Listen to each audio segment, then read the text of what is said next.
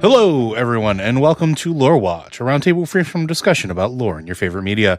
I'm your host, Joe Perez, one of several lore-focused folks, and, well, Matt's not joining me today. Unfortunately, we're a little understaffed, so we decided that we were going to call in a favor, but before we get to that, would look to remind you that if you have questions for this or any of our podcasts, be sure to send those in to podcast@blizzardwatch.com. Specify the show that it is for, as well as any special pronunciation of your name.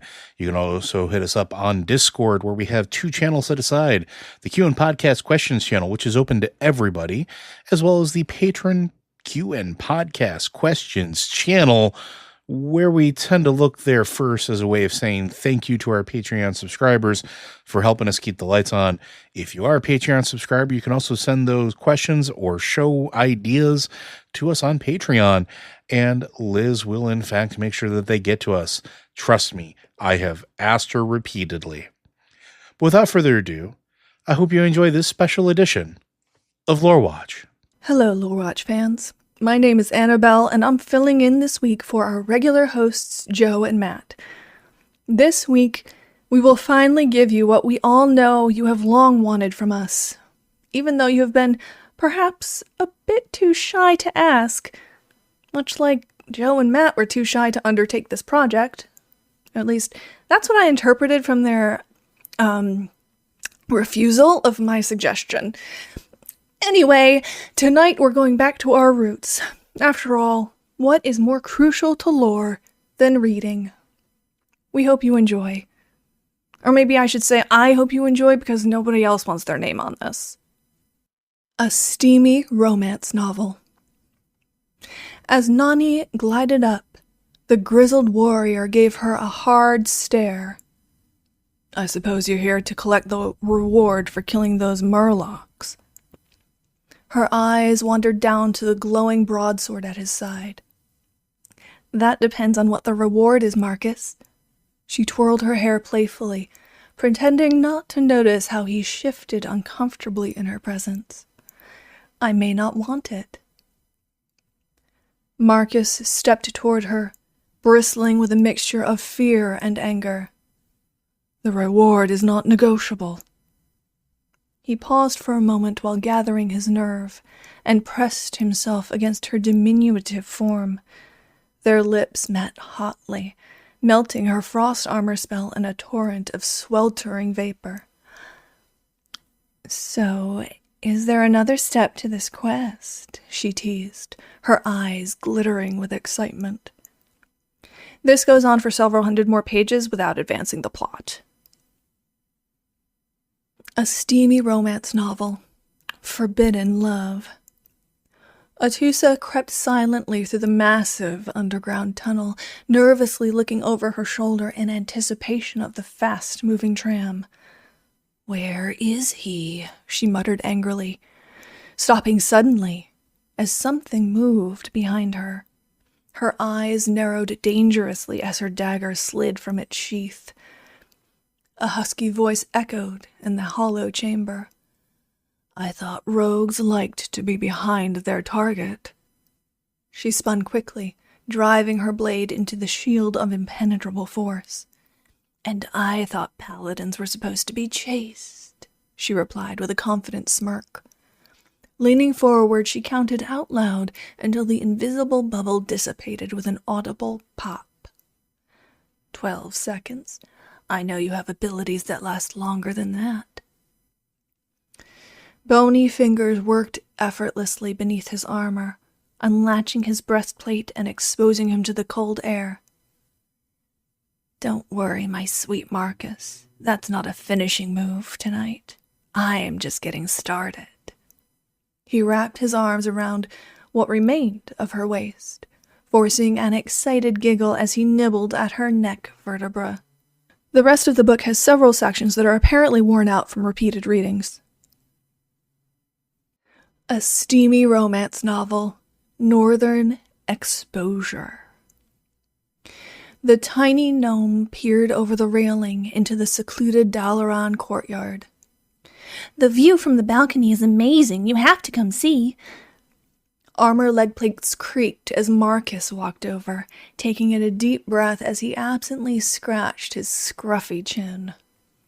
The hero's welcome is no slouch, and there's something in the room that might interest you. Tavi bounded into the room, pausing only a moment before jumping onto the massive bed. She turned to gaze at Marcus with her huge, saucer-like eyes, narrowing them playfully and replacing her glowing smile with a diabolical grin. "Interested in some more company?" She purred as her hands weaved through a complex summoning ritual, stopping only when she felt the warmth of a new presence behind her. All color drained from Marcus's face as he struggled to protest. I don't think that's appropriate." Confused, Tavi turned to see what was wrong. A hideous fellhound stood ready, drooling onto the floor as it stared intently at the half-armored paladin. No, that's not what I meant," she stammered as she dispelled the hungry minion. "I'm sorry, that's not really my specialization." Marcus took both her hands in one of his as he reassured her. "It's fine. What's your specialization?" Her head snapped up, eyes burning with renewed life as shadowy energy channeled through her hands into Marcus, dropping him to his knees in agony. "Affliction, actually." Gritting his teeth, Marcus gestured as light flashed over him, restoring his strength. Tavi stared anxiously as he rose to his full height, engulfing her in his shadow. He thrust his hand forward, sending a wave of righteous force through her. Eyes rolled back as she wavered for several seconds before regaining consciousness. "I've recently taken the path of retribution." The mischievous smirk returned to her face. "Well then, this is going to be fun." The remaining pages have a level 999 requirement to read. A steamy romance novel, Blue Moon. Tail swooshing and hips swaying, the curvy figure walked purposefully across the lake toward the man resting by the shore. Rising quickly as she approached, he appeared visibly happy to be in her presence. Blue arms flowed over his shoulders as a smooth tail coiled seductively around his waist. "Why must I travel so far to be meeting men like you?" Her voice carried a strong, alluring accent. Grinning wildly, he gently pushed her away, openly staring as the light caught her features. "Up here," she exclaimed in playful anger. With a helpless shrug, he reached into his pack and pulled out a small pouch. "My wonderful Sula, I've brought you something." Confidence wrapped his words like a steel blanket. She plucked the tiny bag from his hands, excitedly pulling it open and revealing a citrine pendant. "Oh, Marcus, you shouldn't have." The usual teasing was gone from his voice. "Every facet lights the sky, and my heart with your beautiful reflection." Sula frowned. No, I meant you really shouldn't have. I could craft something better by accident." For the first time, possibly ever, Marcus looked hurt. His shoulders slumped slightly, the cocky, ever-present grin missing from his handsome face. Sula opened her mouth to speak, smiling warmly. A glowing rune appeared above her eyes. "I don't think I can mend your feelings even with my gift." Despite the statement, her words seemed to do the trick. Marcus smirked roguishly as he adjusted his leg plates. "Well, you aren't the only gifted one." Silence penetrated the room with palpable force as the conversation shifted to the language shared by all races of Azeroth. Minutes became hours, until their passionate dialogue was interrupted by lightning streaking from the cloudless sky, thunderously slamming into the lake's surface and bathing them in steam. "Is something wrong?" Marcus asked. "No, my Marcus. You're just off to a great start." The remaining pages have been thoroughly destroyed by the elements. A steamy romance novel. Big brass bombs. The tough little goblin walked purposefully into the engineering shop, raising her eyebrows at a few items as she approached the shopkeeper. "How's it going, Jack?" Her voice seductively brushed his pointy ears with a rough texture of someone who inhaled too much motorcycle exhaust. The goblin called Jack looked up and grinned. "Revy, it's going much better since you just arrived." Jack set his arc-like spanner on the table. "What can I do you for?" Holding her elbow in one hand, Revy tapped her chin lightly. "I'm not real sure. You got any specials?"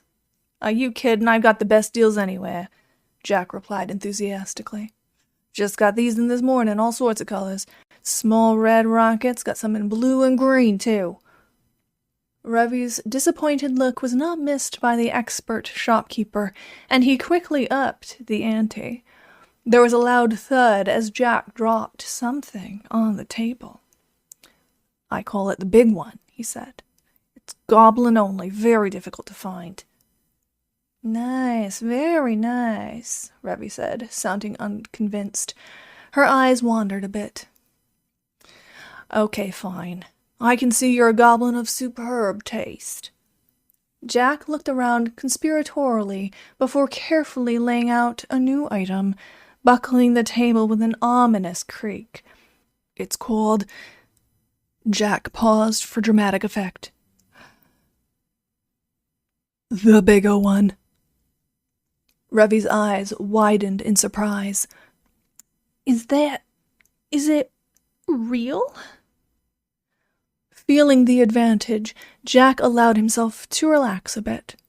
Putting his hands behind his head and leaning back in his chair, he replied with lazily narrowed eyes. "It's 100% goblin parts, baby. Natural resources." After a moment of hesitation, Revy reached out and gingerly stroked the smooth yellow surface. "I'll take 2. "Excellent. You know, if you like that, you might be interested in some hardened adamantite tubes. They can enhance the effect." Revy nodded excitedly and looked behind Jack at something on the wall. "What is that?" Jack looked over her shoulder. "Oh, those are for reviving dead people." Revy was intrigued.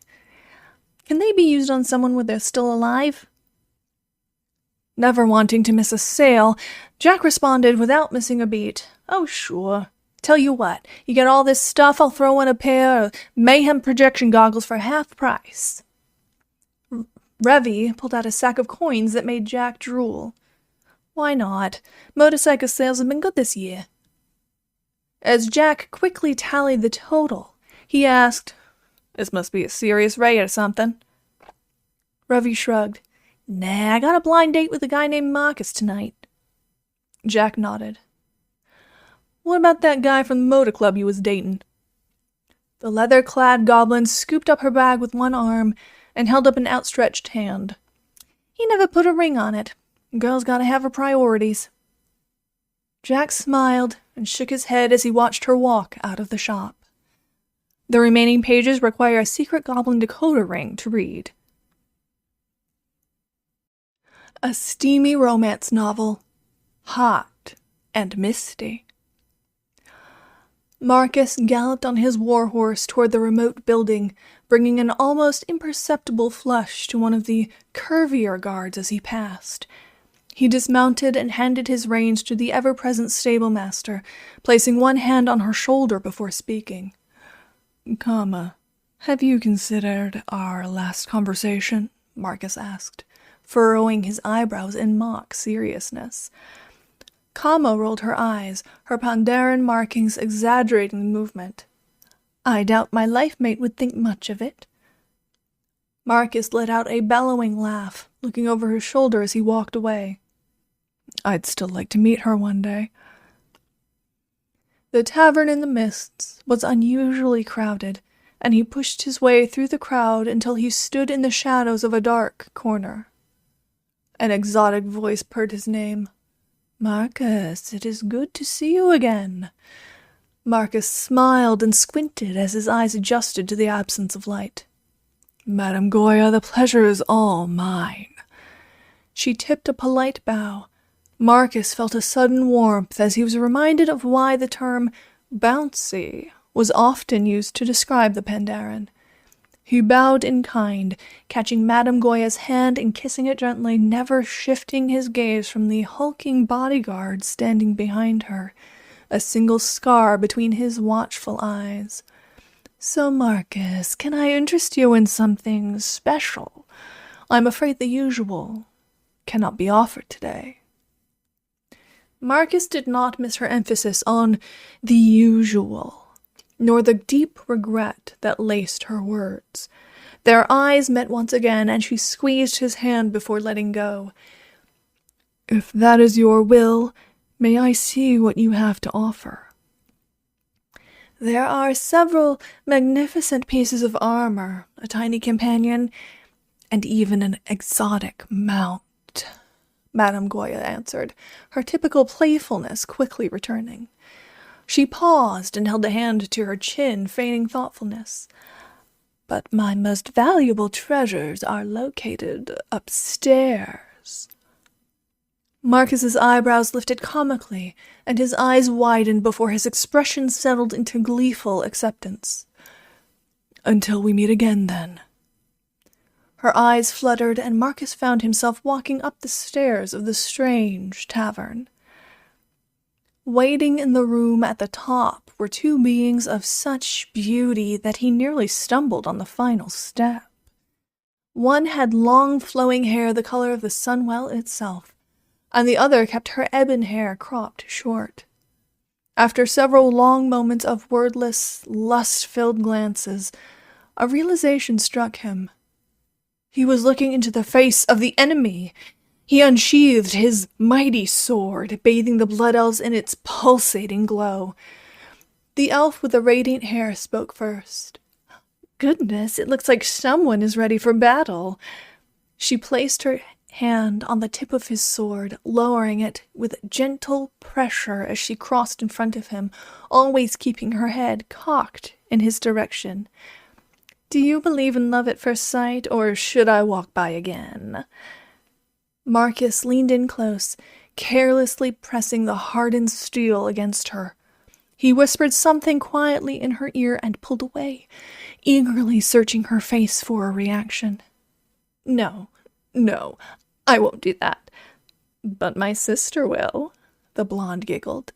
The dark-haired one silently raised a single eyebrow, nodding and shrugging her delicate shoulders at the same time. With a subtle gesture, her body glowed with an intense inner fire, burning away what little clothing she wore. As Marcus's muscular arms wrapped around her, she whispered something to him. A symbol, unseen by Marcus, momentarily appeared above his head and surrounded him in a white glow. That feels amazing. What did you do? He asked. Fortitude, my lord. You will need it. It was then that he noticed that she was literally levitating off the ground, weightless in his arms. His mind began to spin as countless scenarios played out in his head. His strong hands began to... The remaining pages are shrouded in mist. Steamy romance novel. I'm in love with a robot. That's too smudged with oil to read. Oh. A steamy romance novel. Savage passions. A trail of dust followed the once white stallion as he galloped through the garrison gates, stopping abruptly at the stables. Raven, the stablemaster, rushed to the weary mount and rider. Lord Marcus, let me help. Raven's strong, tanned arm took the rider's hand in his own, putting him off in a quick, smooth motion. He did not immediately let go, staring in disbelief at the paladin's heavily stained armor. Seeing concern on the man's face, Marcus clasped his shoulder and smiled warmly. "Fear not, old friend, only a little of it is my own." Raven hugged him fiercely. "That is good to hear." Yes, I'm fine. The journey was long and often hard, but I have returned victorious," Marcus exclaimed, as he pulled a bulging sack from beneath his armor, placing it gingerly in Raven's rough, steady hands. The inquisitive stablemaster cupped the bag, squeezing gently to discern the contents without unwrapping the package. "Don't be coy, you know what's in there. But I have something even better for you," Marcus said with a knowing smile. Raven closed his eyes. He held out his hands and spoke calmly. "Give it to me, please." His arms flexed slightly as he felt something heavy, strangely warm, and smooth along its length. "Oh, this is, familiar. Okay, yes, I know that part. An enchanted sword." Raven released the glowing weapon from one hand, letting it swing in front of him. Marcus looked down and raised his eyebrows. "I'm glad you like it. Certainly not the first you've held." "Never one like this," Raven replied with a wink. "We need to work on that grip. It's too tight." "Perhaps you have time for some practice?" Marcus asked, peering into Raven's dark brown eyes. Raven grinned. "I'll go tie up your horse. The remaining pages are not yet written. It appears to be a work in progress." Steamy romance novel. Got milk? So there I was, surrounded by at least 100 Murlocs, the heavy, mustached man proclaimed, gesturing in a wide arc. The tawny Tauren gasped in amazement. "Whatever did you do?" Her voice had a brawny, muscular tone to it.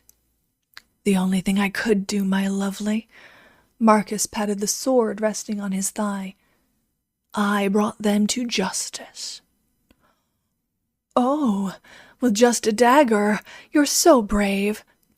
Tanda cautiously reached for the blade, but pulled her hand away at the last second. Marcus bristled. "What? This is a two-handed sword enchanted to the hilt. Perhaps not as big as you've seen, but I know a few tricks to really make it sing."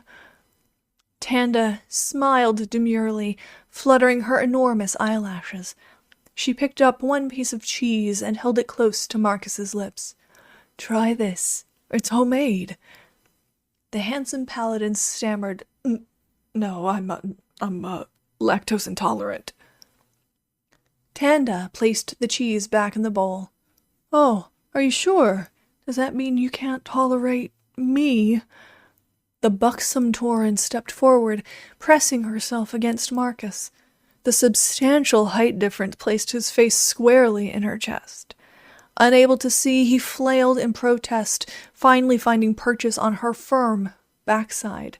His muffled, apologetic sounds only made her giggle and squeeze him more tightly.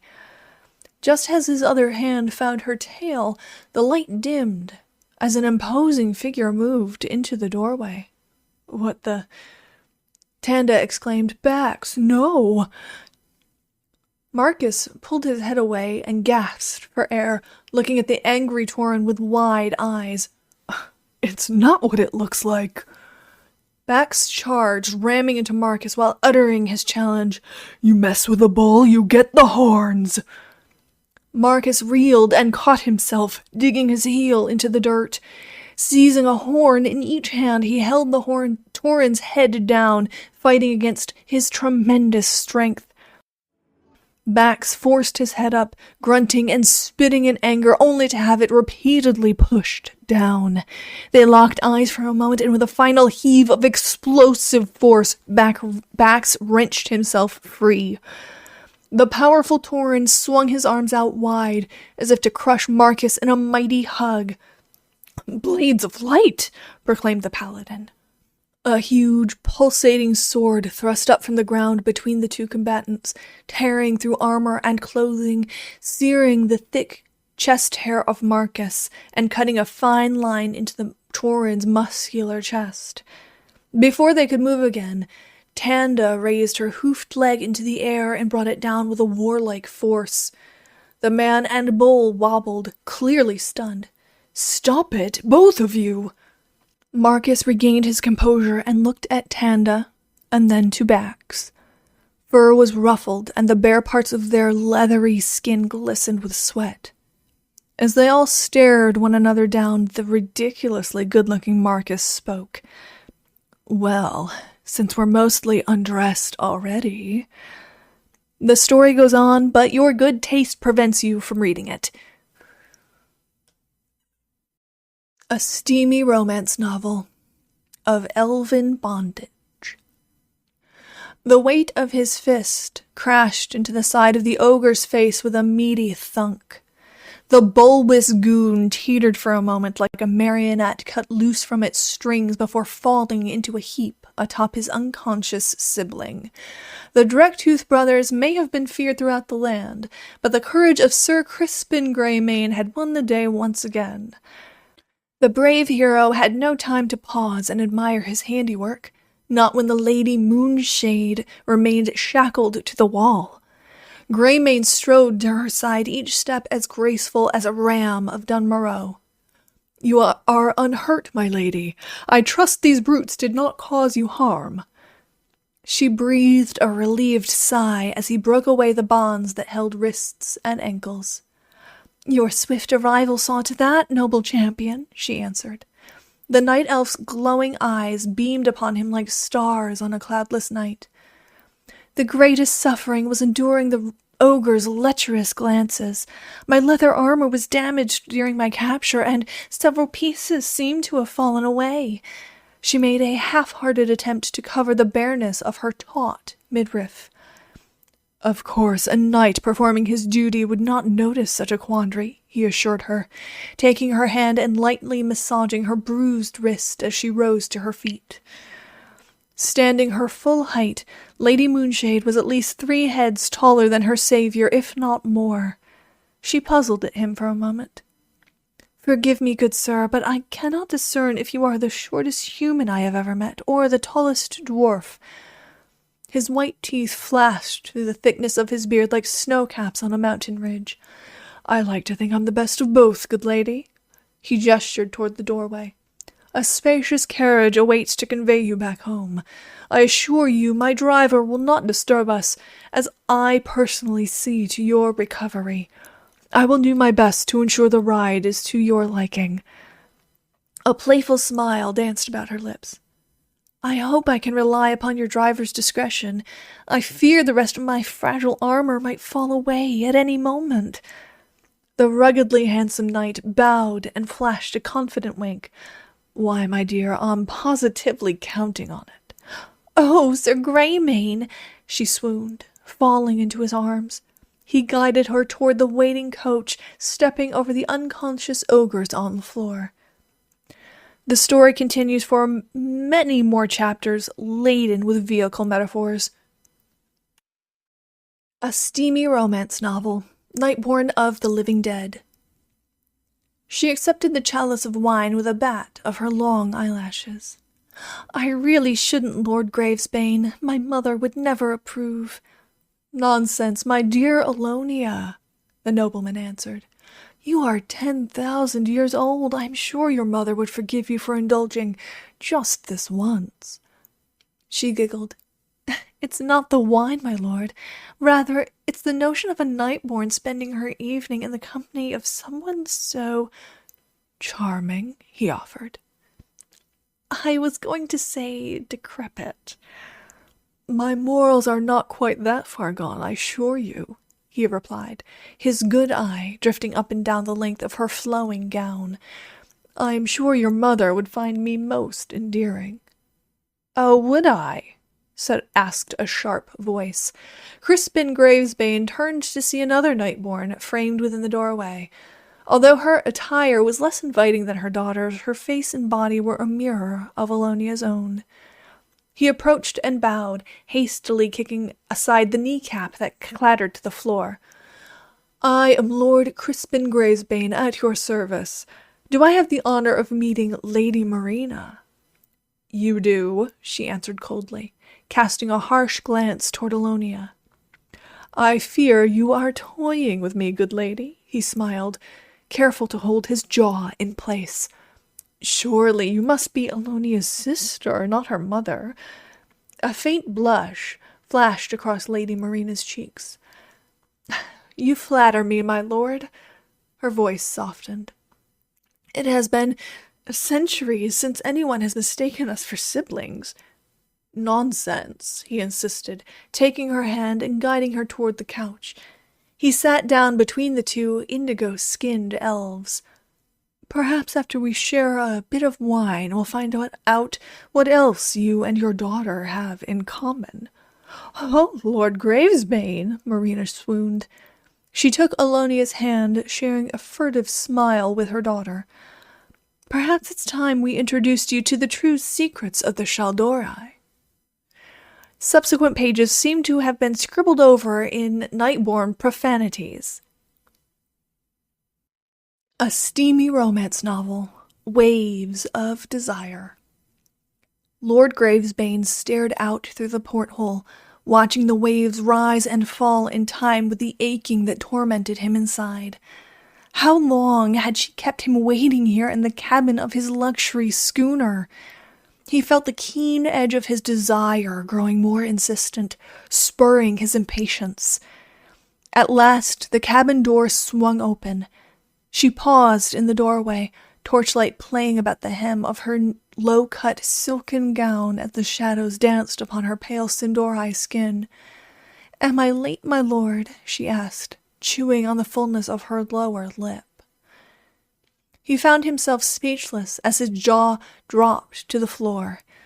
He knelt to pick it up, rising as he snapped it back into place. "Some things are worth waiting for, Lady Sunskin."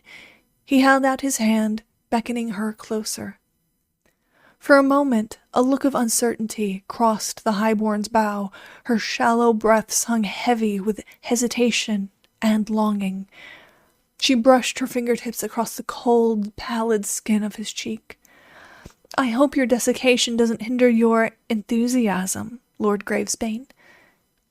He took her hand and kissed it with his one good lip. "Fear not, my darling. My jaw isn't what it used to be, but my tongue remains as limber as ever." "Oh, Lord Gravesbane!" she swooned, falling into his arms. He relished the warmth of her skin as he guided her toward the leather harness hanging over his bed. The story continues for many more chapters laden with porthole puns. A steamy romance novel, Stormy Seas. Oh, this one's been signed. Nice. Marcus awoke with a grunt, squinting to make out the dark shadows around him. He was sitting on a cold wooden floor, and the air was ripe with the scent of a long night. The room rocked back and forth. Or was that just a hangover? "Where am I?" he mumbled to himself. A sultry laugh echoed as a strong, shapely figure moved towards him. Marcus rubbed his eyes and focused his senses. She smelled of leather, salt, and exotic spices. As he looked into the woman's steel-gray eyes, he became aware of the bars between them. "Am I in a cell?" he thought to himself.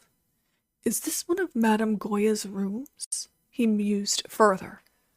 "You're in the brig in case you haven't figured it out," the voluptuous pirate stated with more than a hint of amusement. Marcus stood shakily, composing himself with a roguish smirk before speaking. "I knew that. It's the brig." "On a ship?" "I'm on a ship, of course." The woman leaned in closer, gripping the bars with surprising intensity. "Yes, on a ship, at full mast, apparently," she added, with a flirtatious glance down and then back up at his face.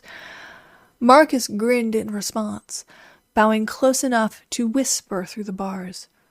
half-mast, although the winds seemed to be strengthening. He blew gently, catching the thick black hair in the seductive currents of his breath. She pulled away with a fleeting glance of reluctance. "I'm just here to see if you wanted dinner." She forced a stale piece of bread through the bars. Marcus plucked the morsel from her hand. "I don't want anything hard right now." He dropped the rigid roll and took her hand, tracing a line from her calloused fingers to the anchor tattooed on her forearm. "Do you have any Kultiran fare? I've heard it's famous for its succulence, a rare pleasure to the tongue." A silence followed his words, interrupted by the sound of the cell door creaking open and a cutlass clattering to the floor. Marcus silently pointed to a belaying pin on the far wall and raised an eyebrow. The broad-shouldered woman purred. "Oh, I'd never have you pegged for that." The rest of the book takes a dive into turbulent seas of passion. About the author, Noah Scribeson has traveled Azeroth in search of unique inspiration for his characters and stories. He claims that research is the key to genuine storytelling, and is always willing to go to great lengths in finding the right muse. A steamy romance novel, The Lusty Draconian Mage. Oh, nice, this one's signed again. Oh, by Noah Scribeson again. That guy. Surrounded on all sides by ravening cultists, our brave hero Marcus finds himself in a situation even his formidable skills and bulging muscles cannot overcome. As the horde closed in for the final blow, sensing that even his legendary stamina had run low, he steeled himself to take as many of them with him as possible. "Come on, then," he quipped, manfully unafraid even in the face of certain doom. "Don't keep me waiting." Just as their charge was about to hit home, the world erupted into searing heat and blazing light. As the flames receded and the firestorm passed, Marcus found himself standing alone, blinking, in a field of ash. The crunch of fresh char and a low feminine chuckle revealed the presence of his savior. Turning, he found himself approached by a vision as beauteous as his prior situation had been grim. Wrapped in a daringly cut robe that clung tightly to her bosom and revealed much of her flawless, if unusually red-tinged skin, the figure picked her way across the charred ground, her fingers deftly sliding along the shaft of what was unmistakably a mage's staff as she idly stroked it. "Thank you, my lady," Marcus said as he bowed, his eyes trailing along her shapely legs, past her wide hips and taut core, and lingering upon ample chest, as he slowly straightened before reaching a face that was as lovely as it was unconcerned by the destruction she just unleashed. A pair of sweeping horns topped her form, only adding to the heady mix of grandeur and danger. "It seemed a waste to lose such a fine, heroic specimen as yourself to this rabble," she responded, her gaze wandering as unabashedly as his. "You showed such impressive skill and stamina during the battle that I could not help but intervene," she said, her skin flushing an even richer shade of red as her inspection continued. "If there is anything I or Drakepiercer here," he stated, subtly flexing his muscles toned from years of adventuring as she sheathed his long blade home with a single thrust, "can do for you, we are in your debt." "Anything," she replied huskily, her bounteous chest straining against the scant confinement her robe provided, even as her yellow eyes twinkled mischievously at the naming of his sword. "Anything," he confirmed. "I never leave a debt unsatisfied." he continued, raising a calloused hand to gently stroke the generous curves of her impressive rack, feeling the rough texture of her horns scrape along his skin. Shuddering lightly at his touch, she licked her full lips, pursing them enticingly for a long moment before blowing a stream of crimson fire out across our hero. Shocked, Marcus felt not the searing pain he had expected, but a gentle, invigorating warmth as the tongues of flame licked across his chiseled body, burning away his road-stained leathers, but only caressing the tanned flesh beneath. "Much better," she purred, slowly eyeing him from top to bottom. "The breath of a red dragoness can bring life as easily as take it. I trust my flame has not harmed you."